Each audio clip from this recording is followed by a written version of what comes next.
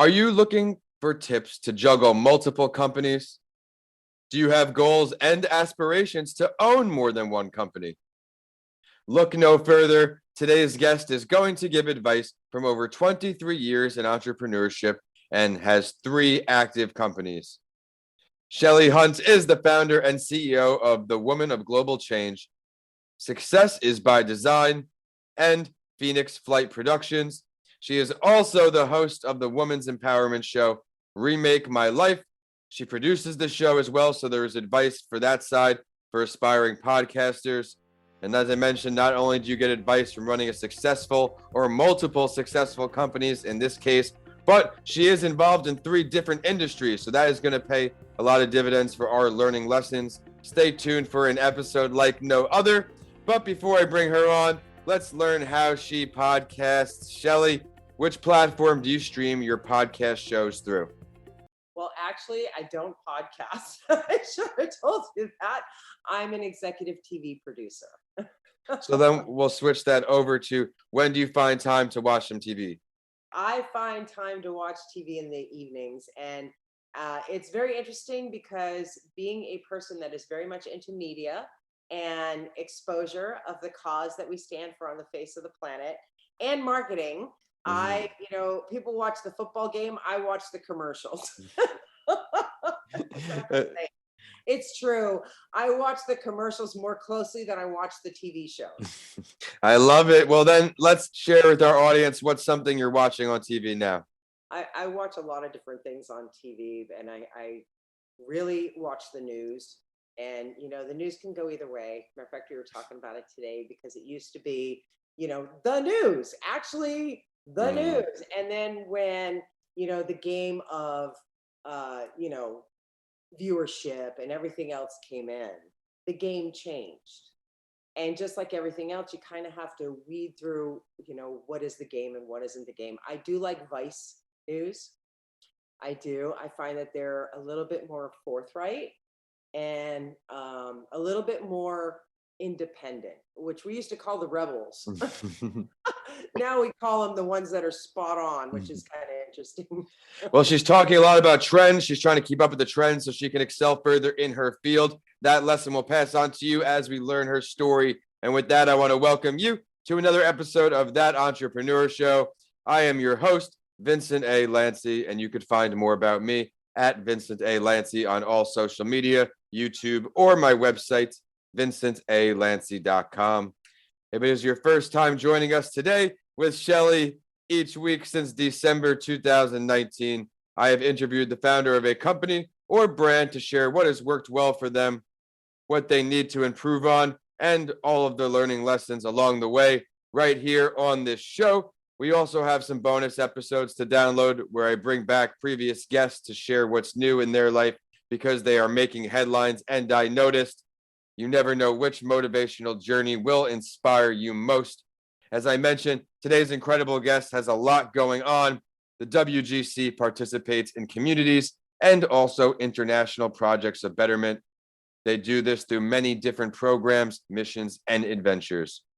They work together in business, power, and spirit, and they provide yearly summits so others may take their businesses and services international.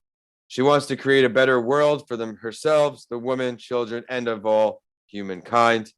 Her next endeavor, Success is by Design, is a life success coaching program and corporate CEO and management expansion training.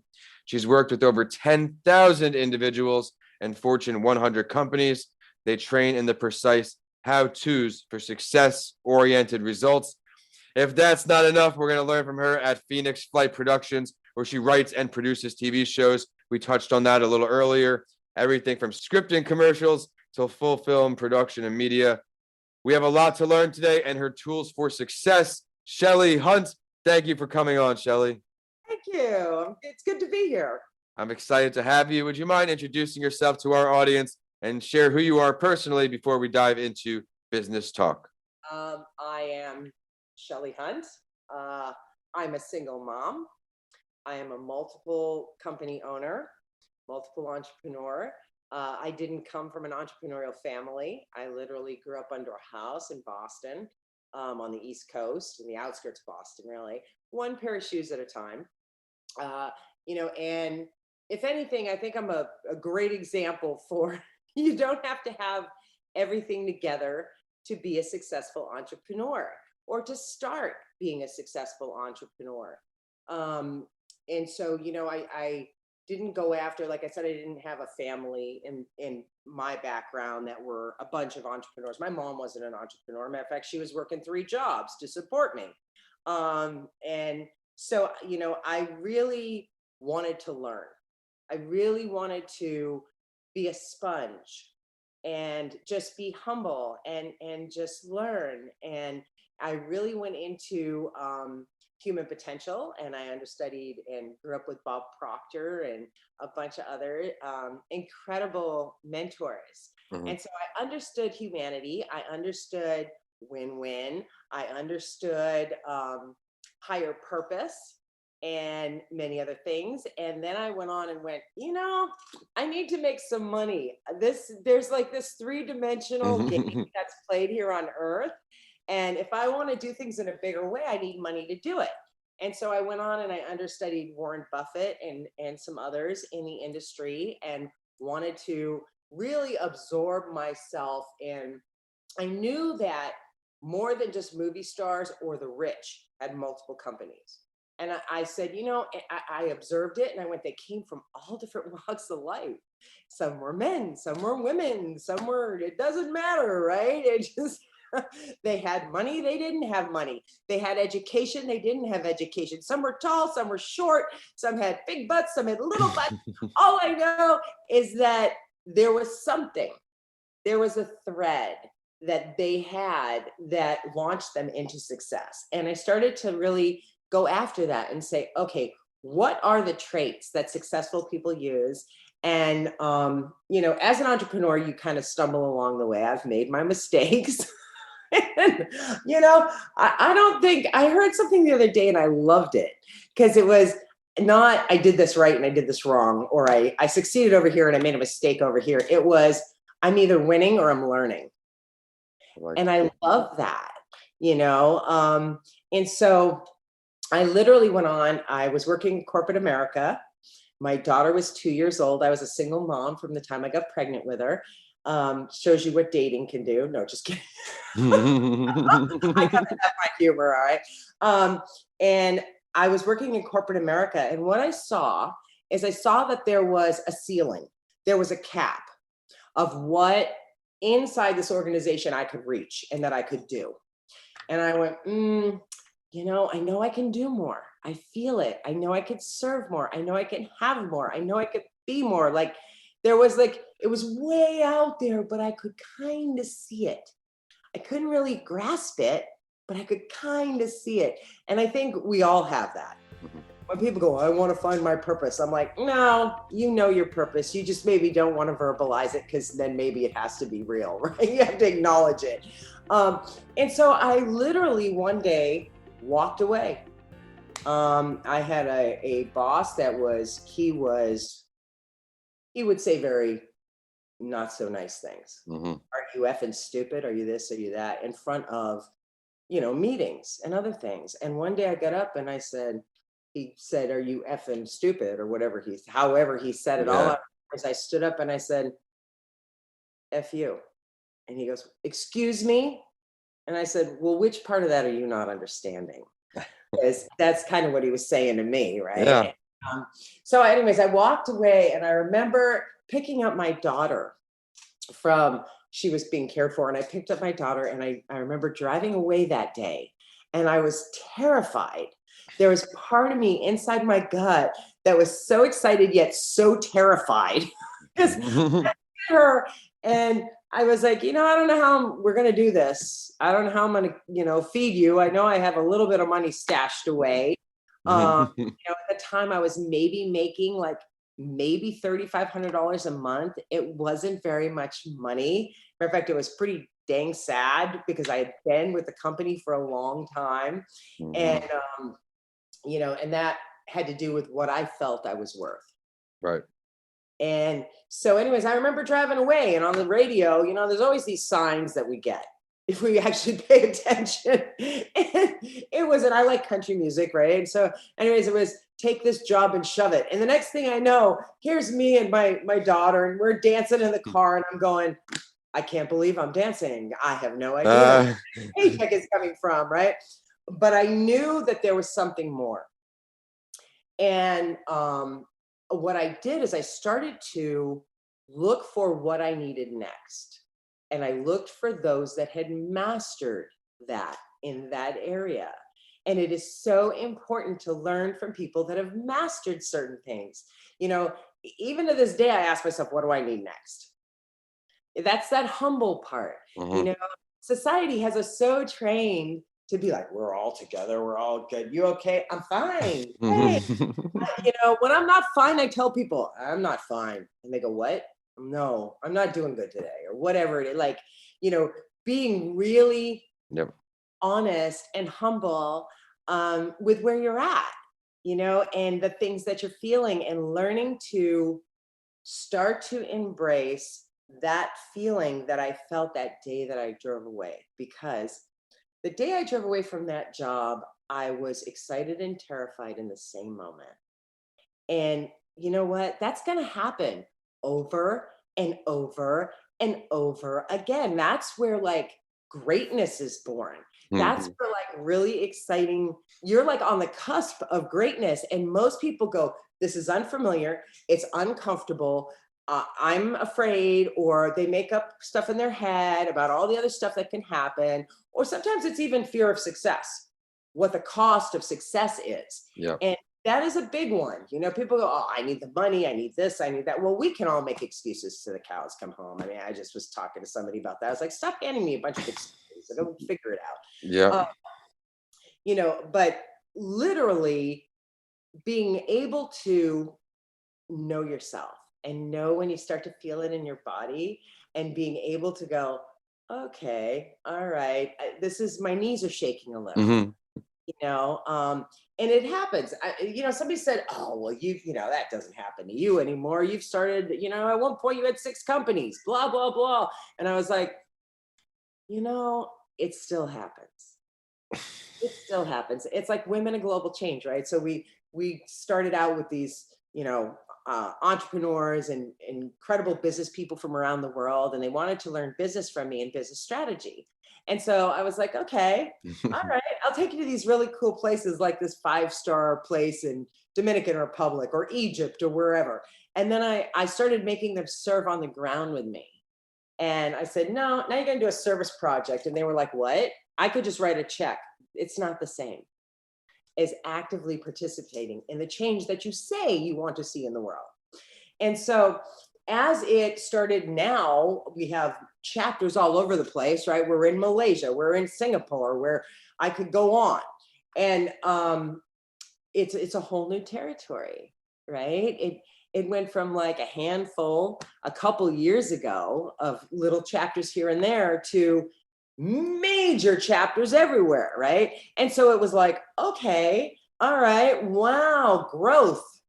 Never ever say no to growth. Figure it out. And if you can't figure it out, let me tell you, you're not the first person to ever do it. You're just not.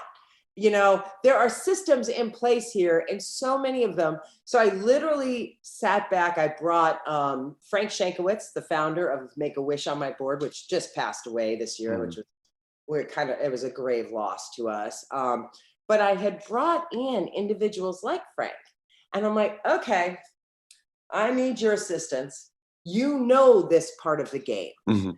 Work with me here, you know? And so I just did that in different areas. But anyways, that's one of the biggest things, I think, is I have gone through, you know, being humbled. I've gone through um, you know, really looking for what I need next, and not coveting if I don't know the answers, Mhm. and that's okay, you know. And that's a major thing.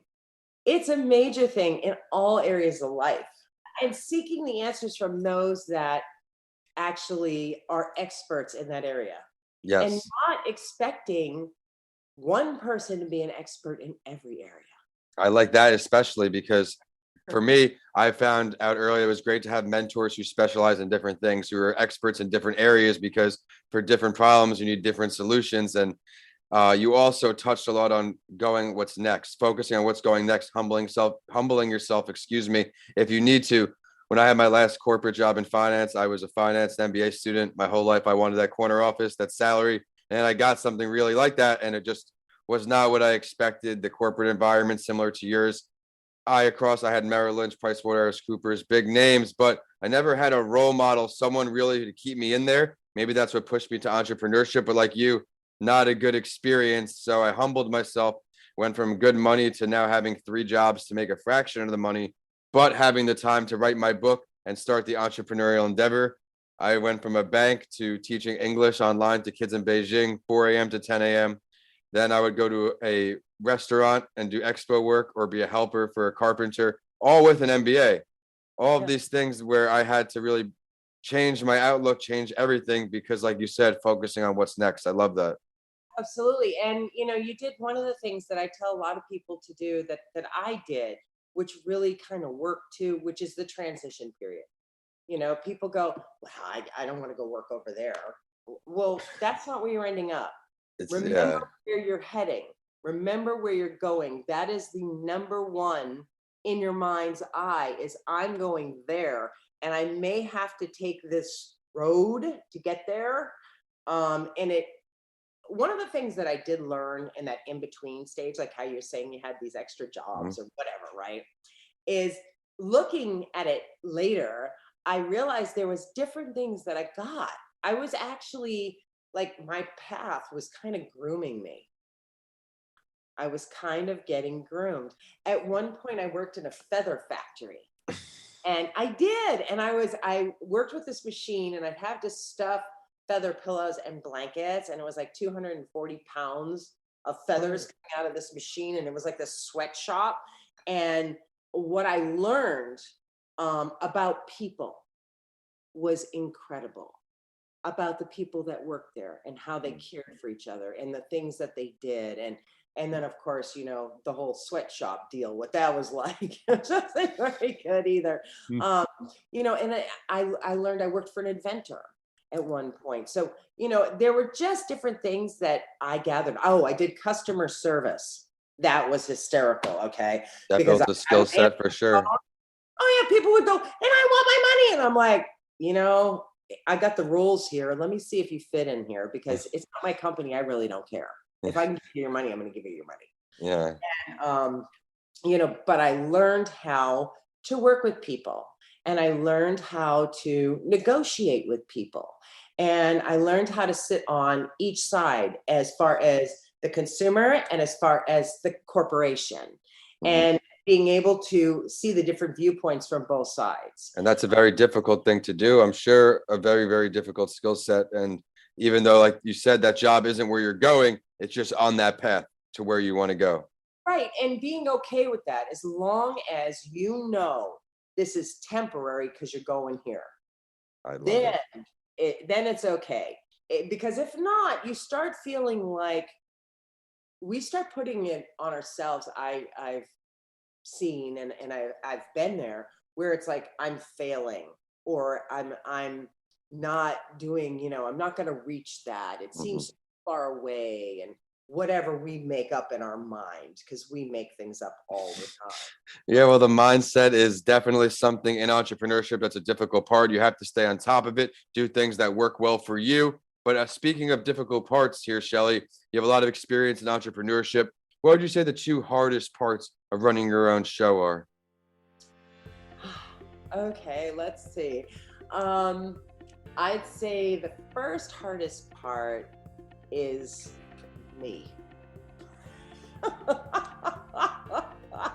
how I, and I've gotten much better with it over the years, but how I approach things, how I think. I'm just going to go to my thoughts because it's really how I think about things. Um, and mastering my thoughts and my energy, I think are some of the biggest things that I've ever had to face because it's really, like I said before, it's not about the money. It's not about the knowledge. It's all out there. Money hasn't gone anywhere. It's still on the face of the planet. In fact, I think they're printing a lot more of it nowadays. So that means there's more here. So I've heard, yes. But definitely I think the thoughts that I put, I that I heard in my own head, and really being cognizant, and very open, and going, wait a minute, well, I've never done this before. I don't know how. Oh, I don't have the money. Like, there were so many things that I made up about it. And it was one of the reasons why I went and started looking at all these people that were highly successful. Wait a minute. This one had money, that one didn't. This one had whatever, this one didn't. Wait a minute. And so, I really got out of my own excuses. The other thing is, I stay very creative, Have and to. that allows me to see past obstacles, because I believe every obstacle we see is our own. We've just put it there.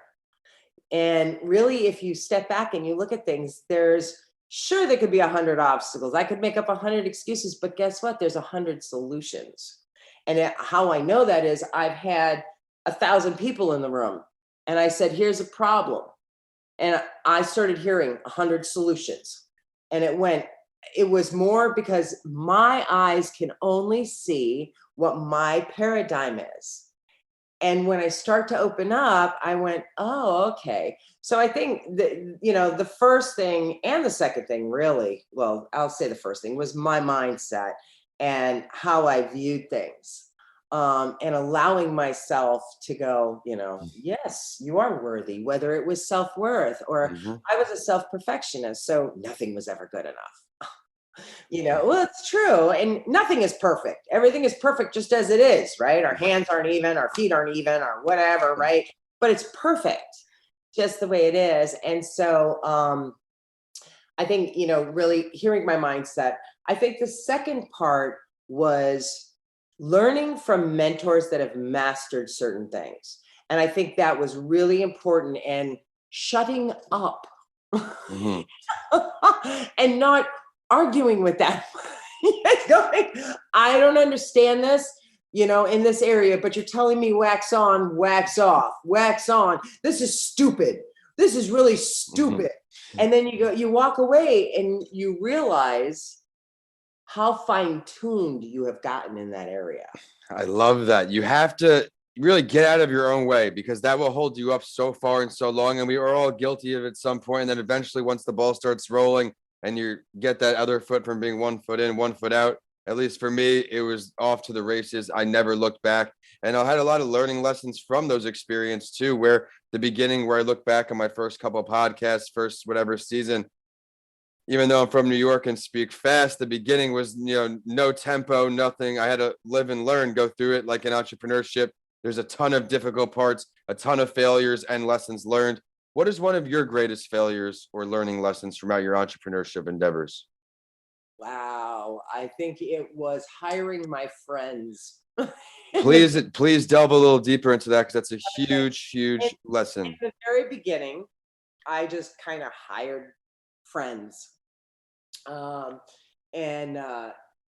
it was very interesting. When the company started to grow, they looked at me and they said, one of them said, I don't know you anymore. We don't know who you are anymore. And I'm like, whoa, I'm the same person. I haven't changed. I've always been about humanity. I've always been about, Yeah. I'm what you see is what you get, pretty much. It's just pretty open about things. But they didn't want things to change, is really what it was. And I remember I called Bob Proctor. I was in tears that day.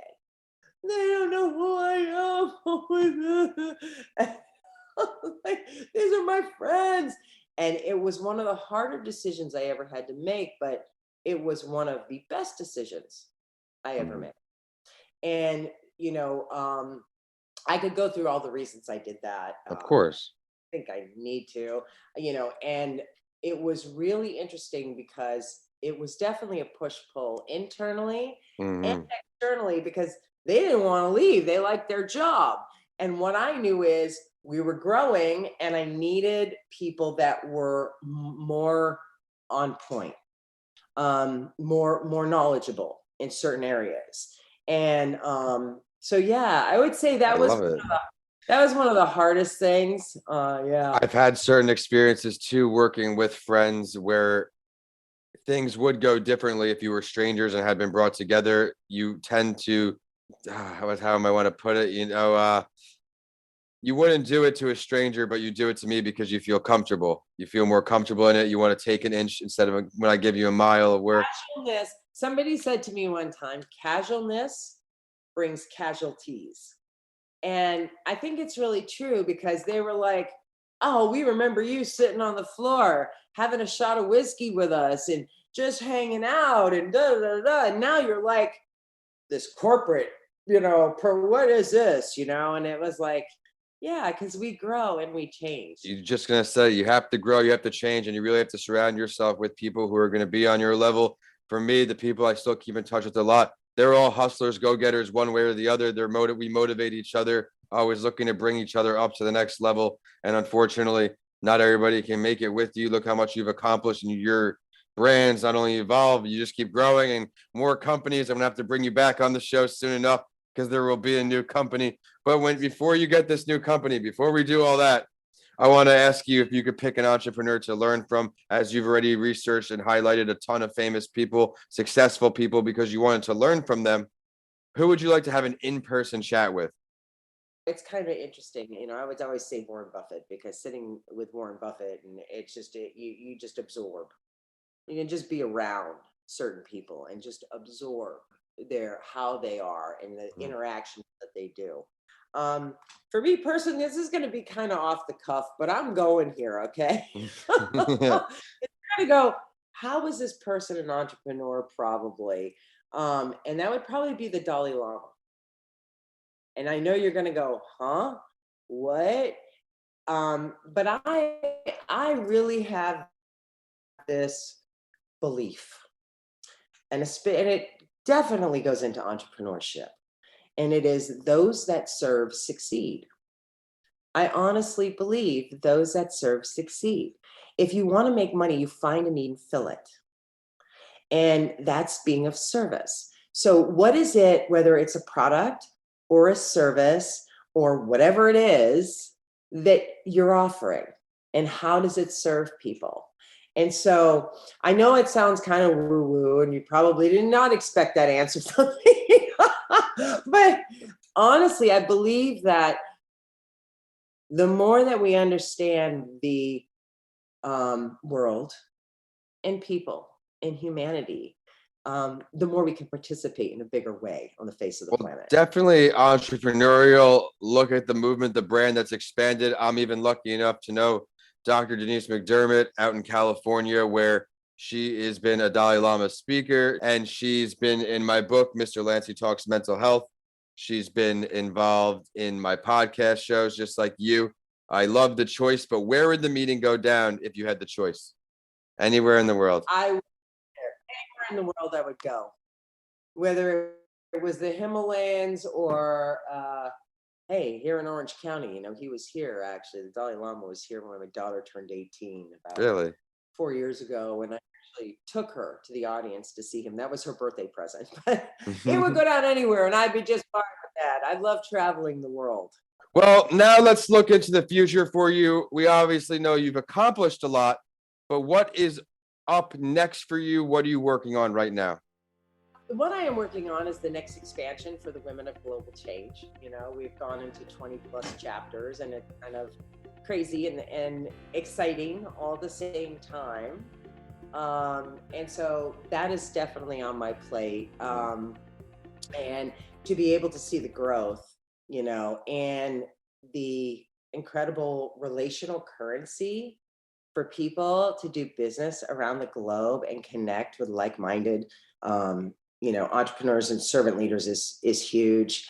And then I also have another program that I came out with that has been written a couple of years ago, and I'm getting ready to launch. The government, a couple of the senators were very interested in it, and it's actually an entrepreneur program where you can launch your business in 48 hours. And Wow. they were like, and I go, yeah. And what I did is I took all the fat out of everything Mhm. and made it a lean, mean machine. So you can come in and look at and identify. Maybe you know what it is that you want to do. Maybe you don't, but you can identify it. You get the, all of the branding, the logo. There are people that are going to hate me for this. Okay. Just going to say it now. You get the logo, the branding, the marketing, the everything from A to Z. And in 48 hours, you're ready to launch your business. And that you do get to sleep. Okay. In that 48 hours. So it's really not even in 2 days. And so I'm really excited about that because I really believe in the entrepreneurial spirit. I think it's part of the spirit of our country, not just the world, but I'm going to say our country in America. And I believe that's what makes America amazing, and that people can control their destiny. And I love that. I love when there's not a ceiling, and that you can create what you want to create, and you can do it in enjoyment. Like I went in, my first business made, I don't know, like 100,000 a year. It was okay. It wasn't great. Okay. But compared to what I was making, it was great. And then my second business, I made in like a couple months what I had made all year in that other corporate job.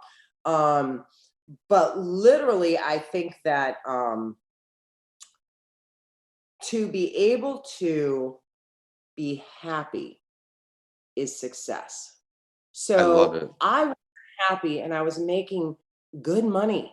At one point, I had stopped, and my mom stopped me and she goes, "Stop, sit down." And I'm like, "What? I'm busy." Yep, stop, sit down. And especially when you're trying to figure it all out, and you're all excited, right? And you're going, and there's all this energy. And the next thing you know, you're on this gerbil wheel and you're just going, right? And she's like, "Stop."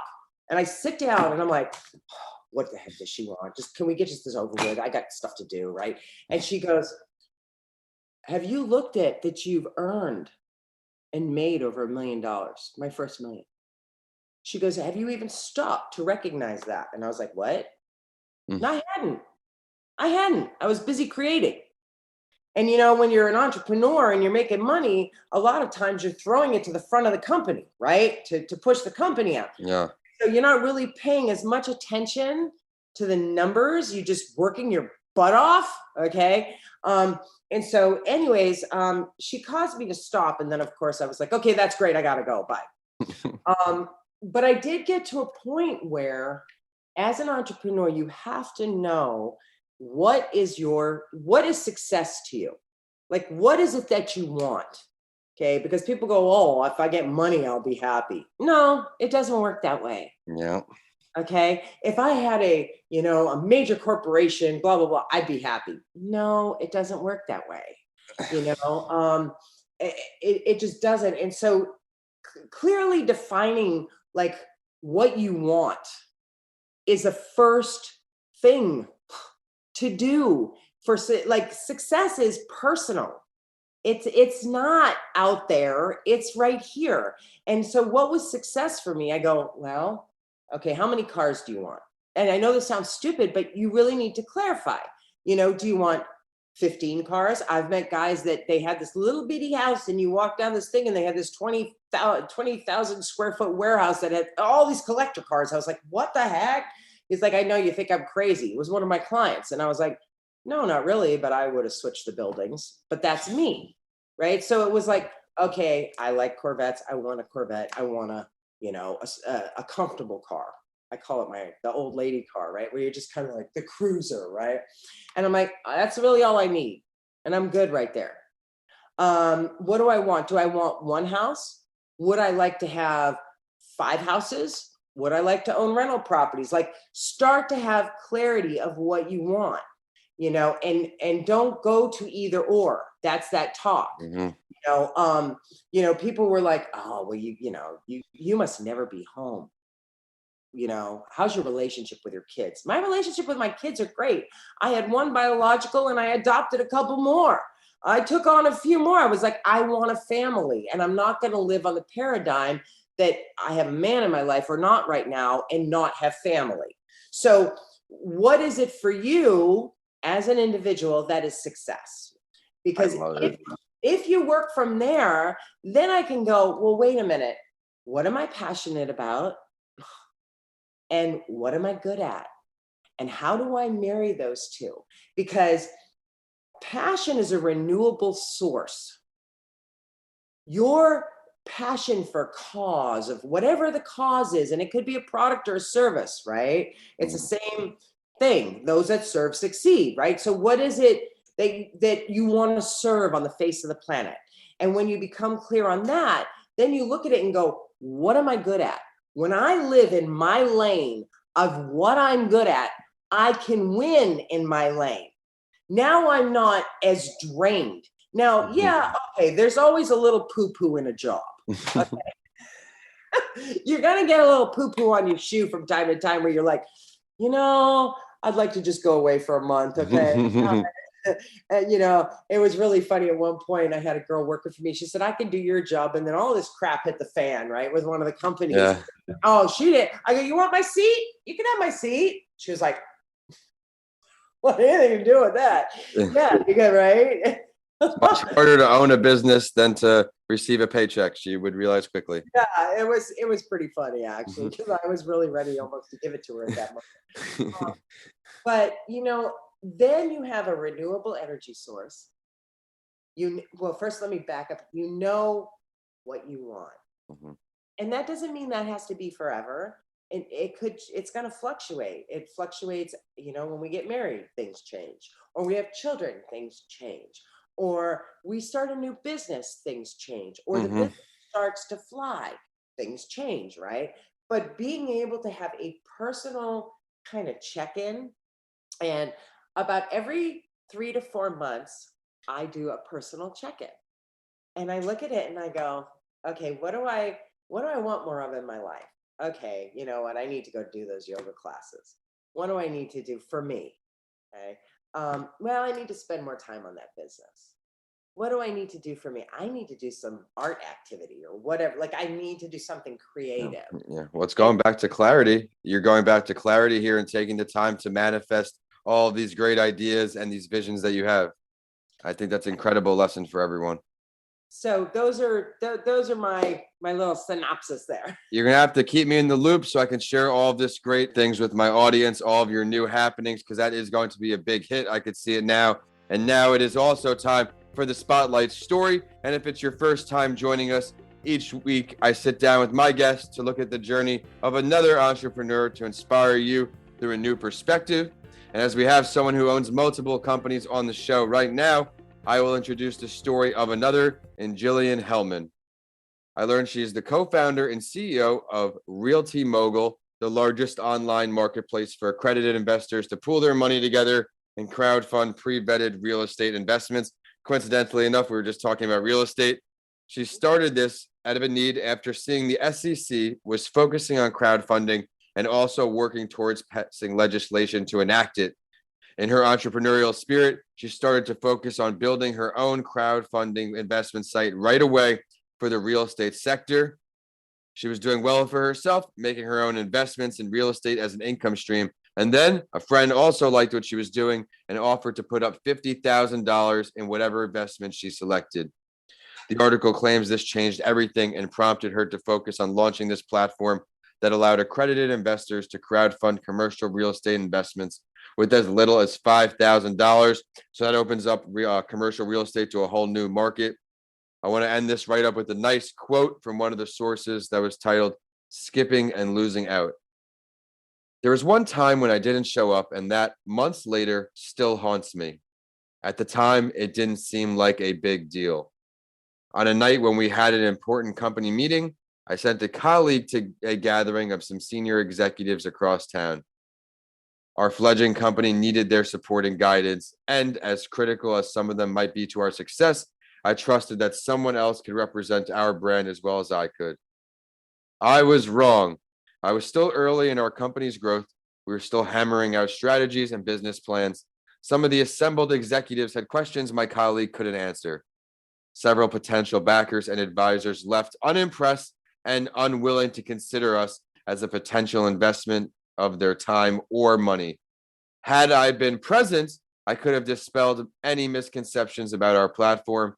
I could have corrected the confusion and redirected the conversation.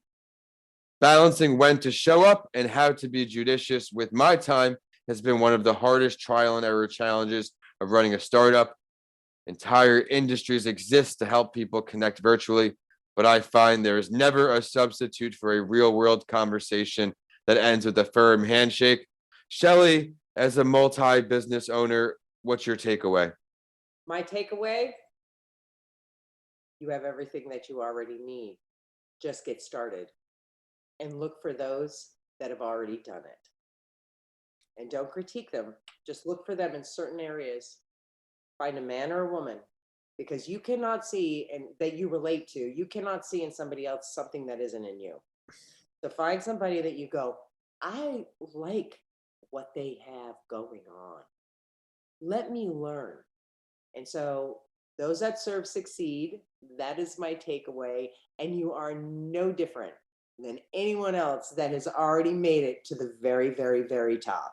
In that situation, would you have gone yourself, or would you have trusted an employee to, in a meeting which seemed of the most significance, where she described that senior execs were in town, they needed their support and guidance? Is that something you would have done on your own? I would have gone, yes. And you've got to do that. You have to get off your butt and you have to put yourself out there. It is so important to place yourself.